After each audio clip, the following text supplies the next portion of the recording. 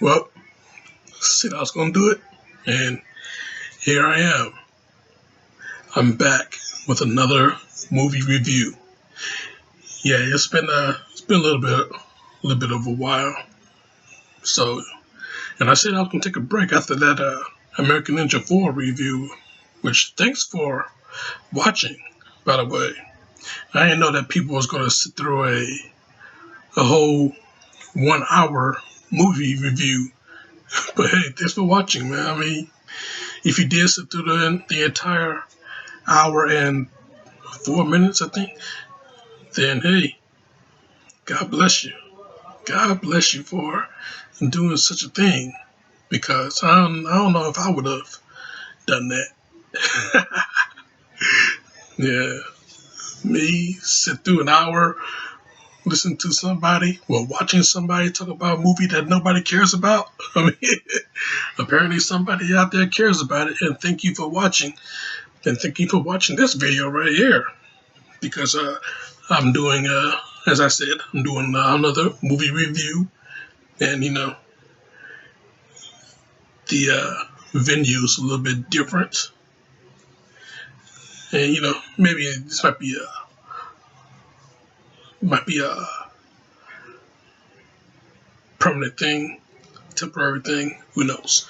But hey, yeah, the venue is a little bit different. You can see everything behind me. So yeah. But anyway, this movie review, if you've seen the thumbnail, if you've seen the thumbnail, you know that I'm doing Batman. Not just any Batman movie. I'm doing Batman 1989, directed by Tim Burton, starring Michael Keaton, Jack Nicholson, and Kim Basinger. Batman. And yes, this is a videotape. This is how far back I go, Jack. This right here, 1990. That's when I got this. Well, I didn't get it, but it was in my possession back in 1990. You know how long that is. So yeah, Batman. This is the movie I'm doing. So, and let's check out the reviews of this movie. While I got this tape up, check out the reviews of this movie. 4 stars, spectacular entertainment. A triumph. You can't take your eyes off it. Which is very true. I just watched this movie for this review. And guess what, Jack? My eyes never left. Well, went to have some dinner, get something to eat. But other than that, my eyes never left. This movie got my full and complete attention throughout the whole time. Full and complete attention. Oh, and the big one. The movie of the decade. Movie of the decade. Do you know how big that is, especially 1980s? You know how many movies came out in the 80s? And this right here, this particular movie is movie of the decade. That's big, Jack. That is big. Whew. Out of all the movies that came out in the 80s, out of all the big action films, Sylvester Stallone, Arnold Schwarzenegger, Bruce Willis in the late 80s, Van Damme starting out, Steven Seagal starting out. And then we had the big comedies, all the John Hughes films, the big comedies of the 80s. And then we had the big horror films of the 80s.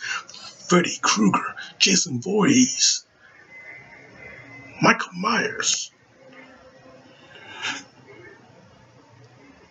out of all those movies. And then we had the big dramas, the big Oscar winners, everything like that, all in the 80s. And then came this gem. Even the Superman sequels wasn't good enough for the 80s. If this movie is the movie of the decade. The movie came out in 1989.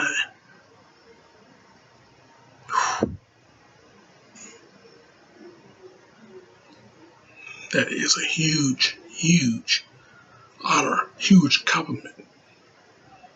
I tell you, man. But yeah, if this movie gonna be movie of the decade, then guess what?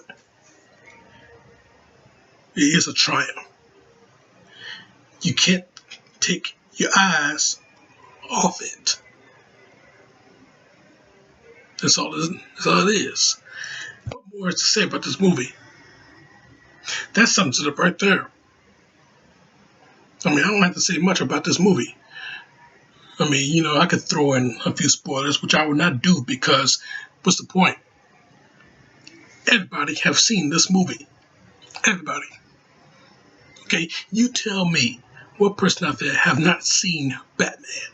You tell me.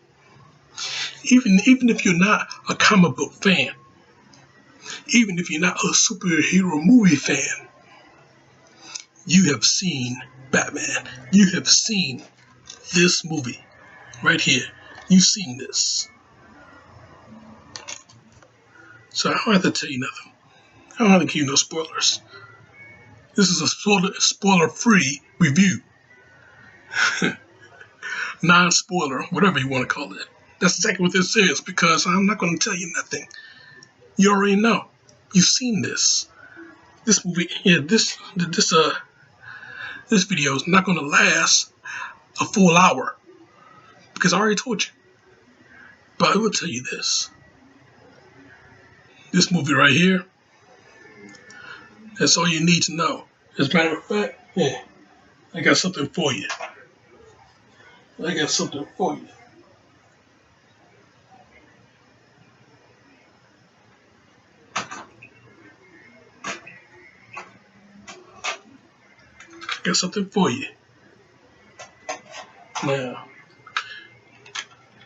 one of the big things about this movie is the fact that it had a booming soundtrack. A booming soundtrack. Yeah. I'm not talking about the score that Danny Elfman put out in the movie. I'm not talking about the score. Even though that is an amazing score. Hell, Danny Elfman, he's one of my favorite music composers. I'm not talking about that. Oh yeah, in case you haven't noticed, I'm going old school tonight. I mean, hey, everything gonna be cassette, video, cassette tape. A tape. A cassette tape. Music cassette tape. I'm going old school tonight. Yeah. Yeah, for a guy that got a picture of The Rock behind him, a picture of the Expendables behind him. Yeah. See? Dwayne Johnson right there, The Rock. Not Dwayne Johnson, The Rock. The real Rock. Right there. Okay, not Hollywood star Dwayne Johnson, WWE superstar. At that time, WWF superstar, The Rock. And then right there, The Expendables. The first movie.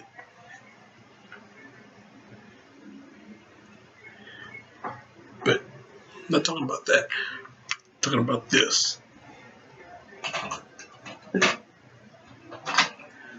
The booming soundtrack. Now, I'm not going to play all of it because of copyright.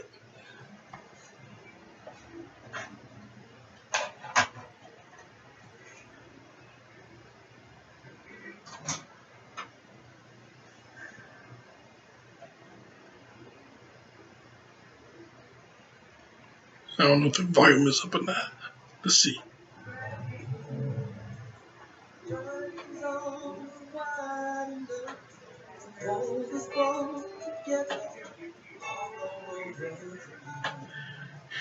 Keep the volume down. But yeah, yeah. Play a little bit of the soundtrack here. Keep the volume down a little bit, so I won't get no copyright strikes. Because this right here is Prince, and the late great Prince. He never let his music on the internet, so what I'm doing right now is a little bit illegal. But if you can hear it, well, that song called "Arms of Orion," featuring Sheena Easton. But yeah, great song. But enough of that. You know, here to review Batman, which I won't have to say much because everybody's seen it. I mean, hey, this movie is one of the biggest movies of 1980s, and this movie, it pretty much, if Superman ushered in the modern day superhero movies, if that movie ushered in the modern day superhero movies, then the Batman, it pretty much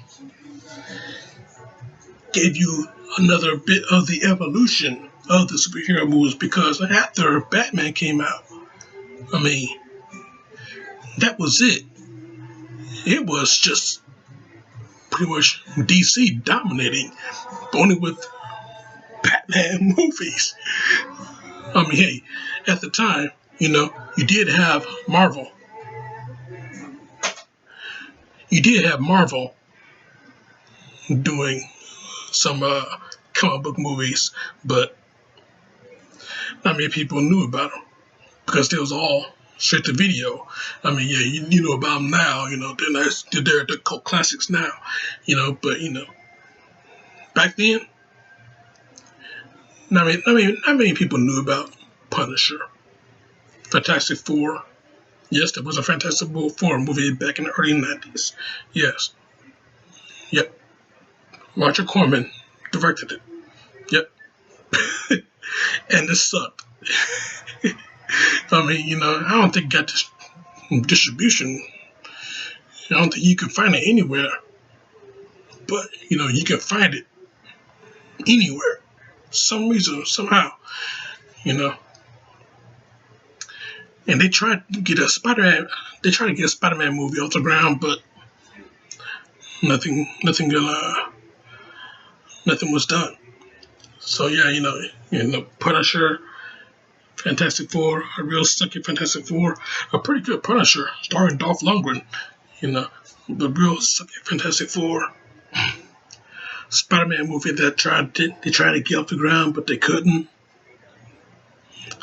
But at that time, it wasn't even heard of to do a movie for a movie by of comic book characters. Not like today. I mean, every single year you're going to get a comic book movie.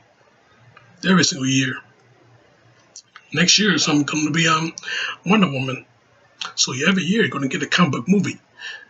But back in the day, back in like 1989, 1990, nothing. Absolutely nothing. Only this movie here. This movie dominated. And then you had the sequel in 1992, Batman Returns, which I will do a review on after this. Not direct after this, but later on. Some point before the year is up, I will do a review on Batman Returns. But right now, there was nothing. Nothing. I mean, the Superman franchise pretty much died because of a couple of bad films like Superman 3 and Superman 4. But after that, nothing. Batman came out in years of development hell, mind you. And check this out. Michael Keaton, he wasn't the first choice. He wasn't the first choice to play Batman. Guess who they wanted to play Batman? I'm going to name a couple of actors right out the head. Charlie Sheen, they wanted to play Batman. Can you imagine that? I mean, back then, maybe, but nah, it ain't work. And here's another one. Here's the kicker right here. They wanted Bill Murray to play Batman. Bill Murray from Ghostbusters, they wanted him to play Batman. So yeah, you guess what they were trying to go for. But nah, man, that's not the vision they was going for. They're not going for the 1960s campy Adam West Batman. They're not going for that. Times have changed, especially in comics. Especially in comics in 1980s. Especially in comics in the 1980s, especially in the late 80s. Times have really changed. Do you know Batman was going through some hell in the late 80s? I mean, hell, he had, I should pull it out. He had, in the late 80s, there was this right here. In the late 80s,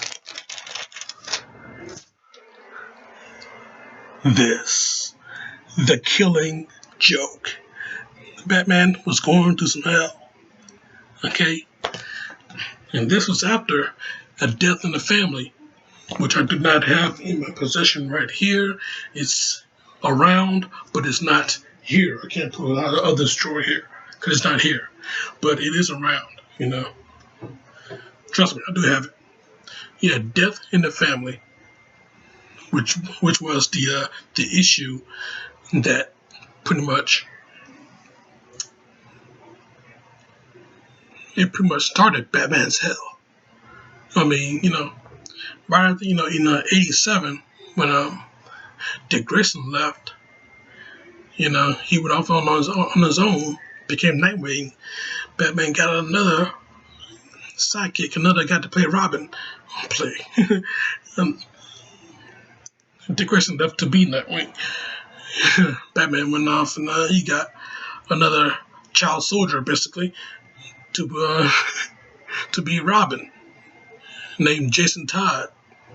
And, you know, this kid, he wasn't exactly a team player, you know. He talked back to Batman. He disobeyed his rules. And the fans did not like him. They didn't like him a bit. So the writers thought, why don't we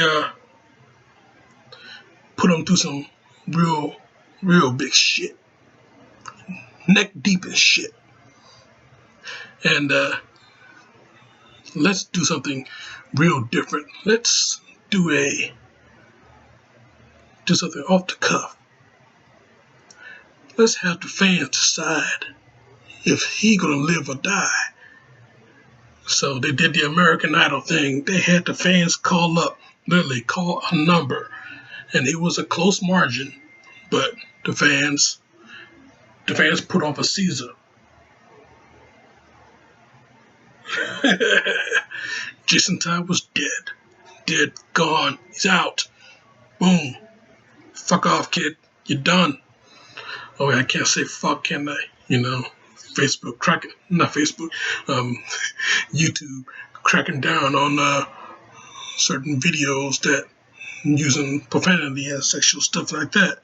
You know, they're gonna pull the video, strike you up. But hey, I'm not gonna talk about that.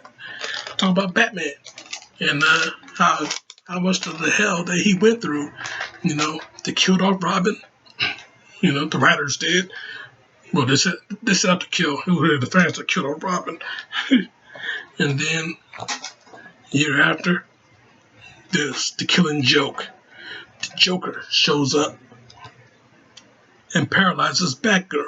Shoots her right in the stomach, point blank, close range. He did that just to make the commissioner mad. Yeah, I'll tell you something, man. Yeah, speaking of going off the cuff, man, I'm supposed to be talking about Batman. This Batman right here. I'm supposed to be talking about Batman, and I'm talking about Prince, Batman soundtrack, comic books. But hey, it's all a setup. This comic book right here, Killing Joke, Death in the Family, they all set up the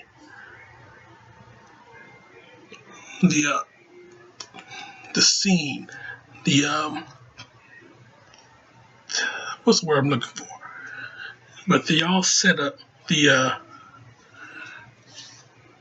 this they all set up, the premise of how Batman is going to be portrayed. I mean, this is a very different time, okay? This is not the 1960s no more. There is no Adam West. There is no Burt Ward. There is no Judy Newmar. No Cesar Romero. No Burgess Meredith. No Frank Gorshin. None of those cats, okay? Times have changed, okay? This is not your daddy's Batman. Basically, that's what I'm saying. This is not your daddy's Batman. This is a whole new era, a whole new generation, a whole new day. So, when times change, you gotta flow with it. You gotta evolve with the times, right? That's what they did. They made Batman dark. They made him brooding. They made him a little bit brutal. In this movie, Batman pretty much killed people. Even though he has no kill rule, he did a little bit of killing in this movie. I mean, come on. He fired off a few missiles and took out a few guys. Missiles? Damn. PG-13 movie, mind you. But yeah, I tell you though, man, this movie, great movie. I mean, people may say that this movie is now overrated, and I agree with them. Yeah, I agree.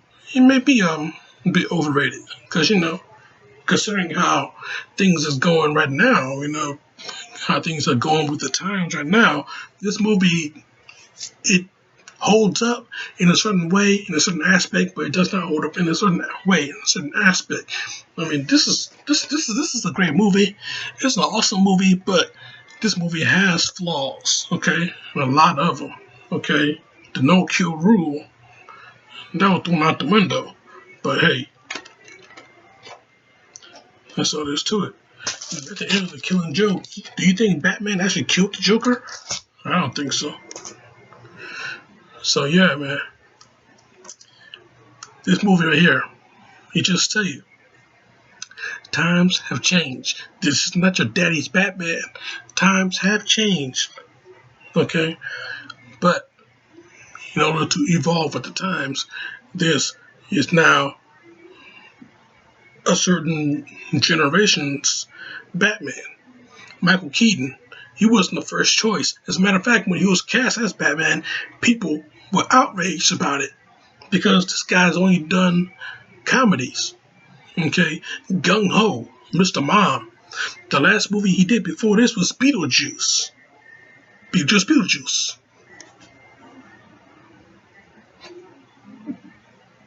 He ain't gonna show up. Nah. But yeah. So yeah, imagine if the internet was around at that time, if social media was around at that time. Man, oh man, you thought Ben Affleck being announced as Batman was bad. Whew. Michael Keaton announced as Batman. Man, oh man, I tell you. That's why Warner Brothers, after doing after shooting some scenes, they put together a nice little demo reel to shut people up. And guess what, Jack? They let people know. This guy playing Batman, this is not going to be something that you're going to expect, okay? they showed you a lot of dark images and everything, and then they showed you that you know, a great picture, a great shot of Batman in silhouette, and blew everybody away, Jack. Blew everybody away. I mean, I watched this movie before, like I said, I watched this movie before doing this review, before turning on this cam here. I watched this movie and, just looking at it, man, I tell you, they really did some, Tim Burton, man, he did some great shots in this movie. He shot, he put Batman in great, excellent lighting.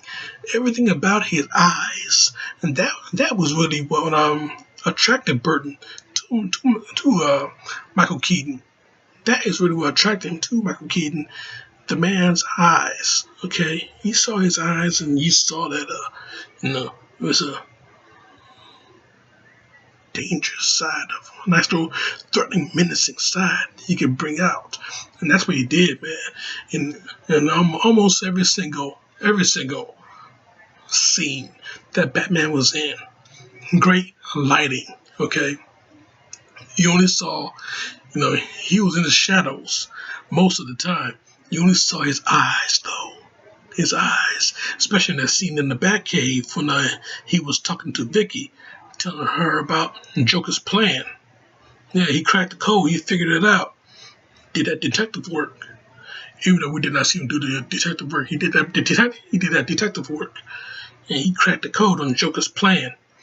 And that entire scene, besides him sitting in his chair in front of the back computer, that entire scene, you saw nothing but his eyes, and that was a excellent set of directing from Tim Burton.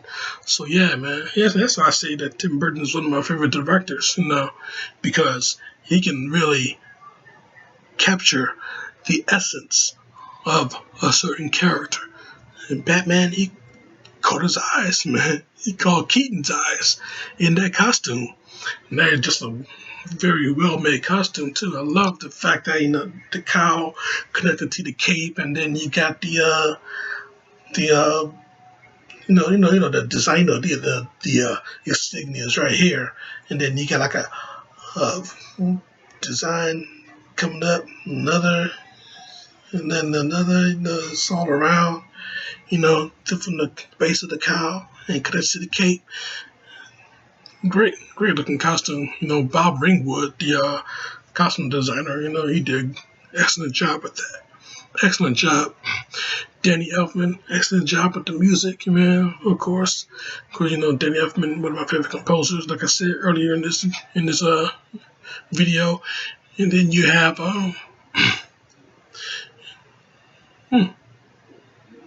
that's it. I already mentioned nobody else. But yeah, the writers of this movie, though. Oh yeah, the writers, man. Let me tell you about some of the writers. They did a pretty good job, even though this movie did have some flaws. Sam Hamm, that's his name, Sam Hamm, and Warren Scarron. I don't know if I spelled the name right. I don't know if I said their name right. I probably butchered it. Sorry, Warren, if you're watching. Somehow, probably, in some way. They did a great job. They set up a whole new era in superhero films. Yeah, they ushered in a new era. Okay, I mean, if Superman in 1978, if he opened that door, Batman charged through, really, and just dominated. I mean, nothing else really touched it. No wonder this movie was the movie of the decade. That's what it says right here, movie of the decade. No wonder. Jack Nicholson playing the Joker, though. You get an Oscar winner to play the Joker? Like, they got an Oscar winner to play Superman's daddy, Marlon Brando. You get, okay, I'm telling you, man. Yeah, Jack Nicholson. I mean, this guy. I mean, this guy is such a big star that he had to share a top billing. Well, actually, Michael Keaton had to share a top billing with Jack Nicholson. You know, Nicholson is playing the Joker, not Batman, but his name come first. But that's the thing, man. That's the thing with superhero films, man. You got to have a big star to sell a movie. And unfortunately, with this movie, it was Jack Nicholson. Since, this movie was pretty much a Joker story, and Batman just happened to be in it, you know. You get Nicholson, and then you get Keaton, and then you get Kim Basinger, chick from 9.5 Weeks, a former Bond girl. You get her to be in this movie. Hey, you gotta have a babe, right? So yeah, man, I tell you, this movie, Batman, awesome, excellent. I really don't have to tell you more about it. I'm just reciting the memories that I will have of this movie. I really don't have to tell you more about it, but I just have to give you my little bit of a thought on it. But hey, it's one of the I guess you could say one of the greatest comic book movies ever put out there. One of the greatest comic book movies ever made. Maybe a bit bold saying that it's one of the greatest, because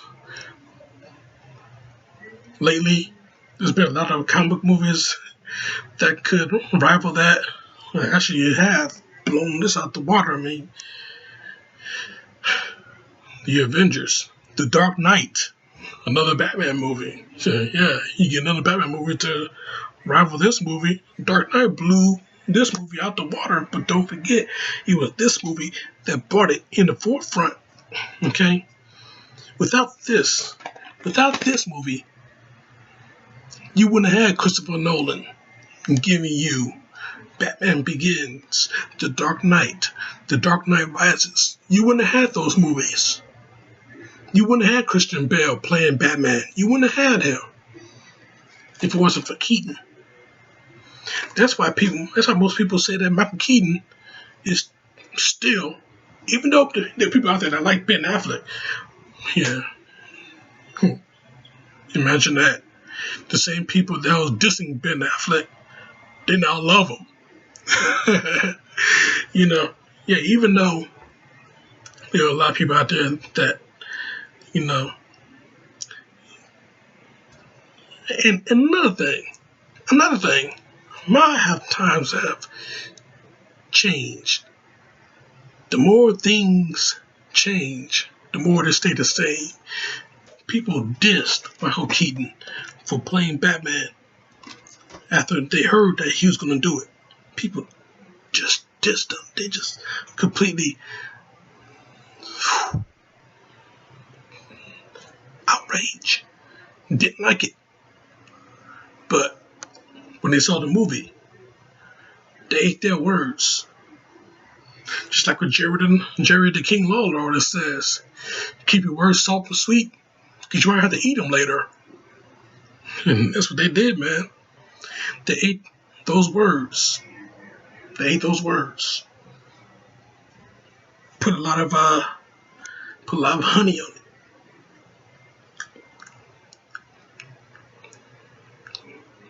They ate those words. And again, with Ben Affleck, when they heard that he was going to play Batman, oh boy, did they go outraged. They were mad, crazy, ranting all over the internet. Yeah, fuck you, Ben Affleck, and all that jazz. But when they saw him in Batman vs. Superman,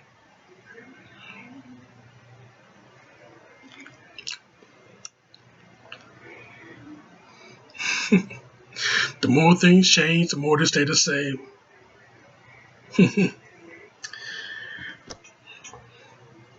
Hey, imagine what they're going to say about the next guy 20, 30 years down the line that's going to play Batman. Because it's going to happen again.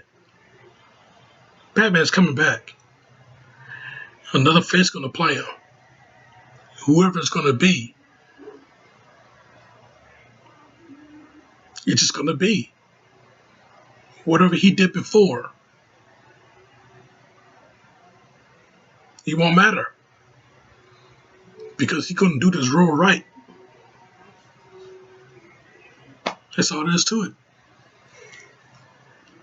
Keaton as Batman, nobody liked it. Nobody liked hearing about it. But when they saw it,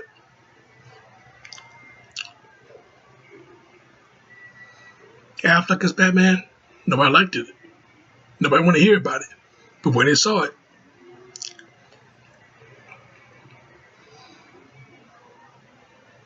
now, the next guy, whoever he may be, whatever kid out there watching this right now, he might be that guy that's going to play Batman. You might be that guy that's going to play Batman. If you're an aspiring actor, you might be that guy. And I'm going to call it. Just remember this video where you go back to it in 20, 30, 40 years. But hey, he's going to come. And guess what? He's going to do it justice. Just like what Keaton did. Just like what Affleck did. Oh, just like what Affleck is doing. His time is not over yet. Okay, Justice League. Another Batman film. The Batman. They're coming. And Affleck is on the play. So hey, his time not over yet. But you know, years down the line, 20, 30, 40 years down the line, it's going to be another guy. So yeah, Batman, one of those characters that's going to last throughout the existence long after we're gone. These people are going to be here. I mean, people are complaining about superhero movies right now, superhero movie fatigue. Well, guess what? They're still going to be here. We won't be here. None of us won't be here. But they will be here. Feature writers coming up right now. Write those comics. They're going to come up with something very new with these superheroes. They're going to come up with something new. They're going to print it. They're going to sell it. And people out there is going to read it. There's people out there that's going to read it. I'm going to read it.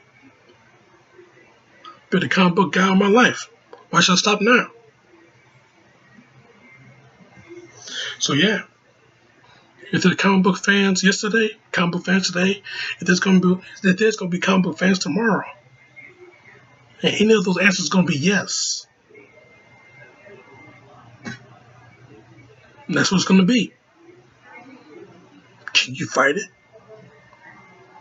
How long? Same goes for these movies. Another Batman movie is coming.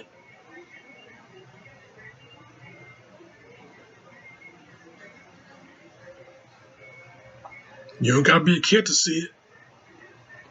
You just gotta be a fan.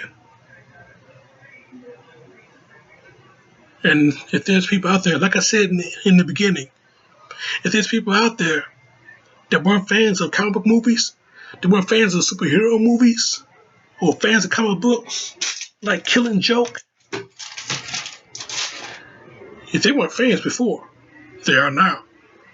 Okay, you can't escape great writing. You can't escape great directing. You can't escape it. Just got to learn to embrace it. You got to deal with it. I'm dealing with it. Been dealing with it for nearly 30 years now. Since I was a a little tight. I've been dealing with it. I've been loving it. So yeah, that's my little partial review. My partial review on Batman, and then my ramblings on superheroes and stuff like that. So, in closing, just want to say, au revoir. Is that how you say it? Sayonara. Is that how you say it? I just want to say thank you for watching this video. Thank you for watching the previous videos of my previous reviews and my future review of Batman Returns. And yes, I will do a review. I might promise not to ramble on, but I'm gonna try and promise you that I'm going to keep this under 40 minutes. Okay? So, y'all take care. And I'll talk to you later.